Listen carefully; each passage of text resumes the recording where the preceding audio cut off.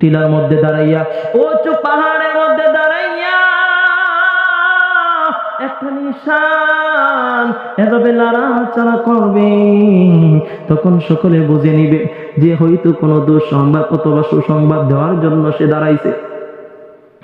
ঠিক যখন রাসূল করিম সাল্লাল্লাহু আলাইহি ওয়াসাল্লামকে আল্লাহ আদেশ দিলেন আপনি আপনার কওমের মধ্যে দ্বীনের প্রচার প্রসার শুরু করে দেন, তখন রাসূল করিম সাল্লাল্লাহু আলাইহি ওয়াসাল্লাম পাহাড়ের উঁচু টিলার মধ্যে দাঁড়িয়ে গেলেন।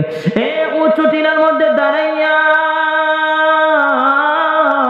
যখন বেঈমানের বাচ্চাগুলোদেরকে লক্ষ্য করিয়া ডাকতে লাগলেন, ও আমার কওম, ও আমার জাতি গোষ্ঠীরা, ও আমার বন্ধু বান্ধব, ও আমার আত্মীয়রা, তোমরা কোথায়? তোমরা আসো না, তোমরা আসো না।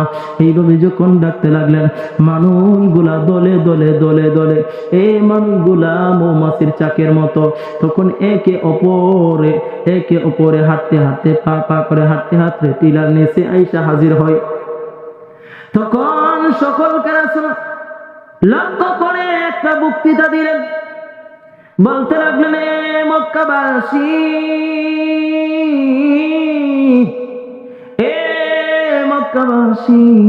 তোমাদের কাছে আমি জানতে চাই আমারে তোমরা কেমন দেখছো?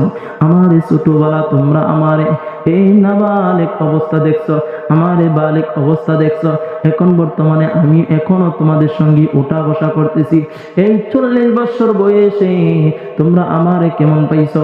আমারে সত্যবাদী পাইছো